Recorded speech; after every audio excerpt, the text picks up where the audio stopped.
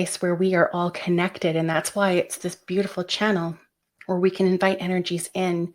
We can engage with them safely, beautifully, truthfully from our hearts. And now with love and gratitude in your heart, thank them for stepping forward and connecting with you today and the wisdom that they carried and shared. And you can escort them out of your heart space so that you have a moment to be with yourself here in the quiet, staying in the heart space, staying with the breath. And then with gratitude in our hearts, we bow to the flame. We thank Zadkiel for coming and holding the space for us, and we allow them to leave. Now, if you drop into your heart center again, finding yourself alone in the quiet in this space, being with the breath, we can start to think about our future self as this entity outside of ourselves first. There is a collapse in time and space, and they are standing in front of you now. And they guide you to a beautiful throne. And take a minute to be with this throne because it has been designed entirely for you.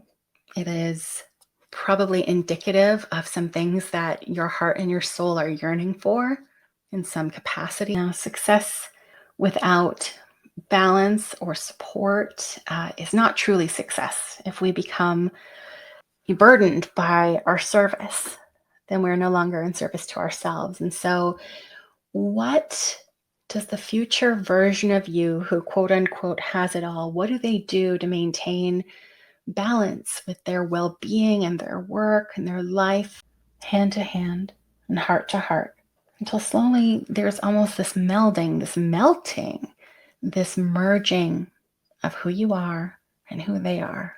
There is this collapsing of the time in between these two yous until there's just you, just one.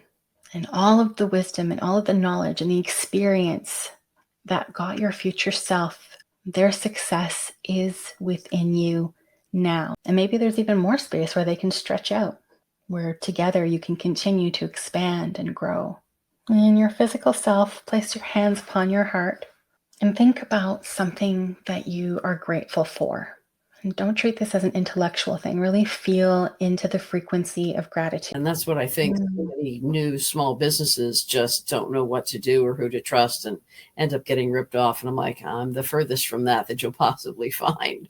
Was sort of nice resonance to hear. So this was lovely. I'm also doing some heart work on my writing. So your talking about balance was well timed. I'm not going to do the client work. One thing that I just in general find your voice very soothing, Seryna, but something that really jumped out that you said was the about having balance, and without the balance, then success isn't success. Also helpful for me, the reminder about balance, that it's not all about the work. I mean, I consider myself sort of an agent of positive change, but in small ways, not huge world-changing ways, but helping somebody do their thing better, but also leaving space to, when they do their thing better, then everybody's less stressed. Mm-hmm. Yeah, I think there's the idea that, I know the thing that I used to get caught up in was that having extra space meant more time to work on other things rather than time for myself.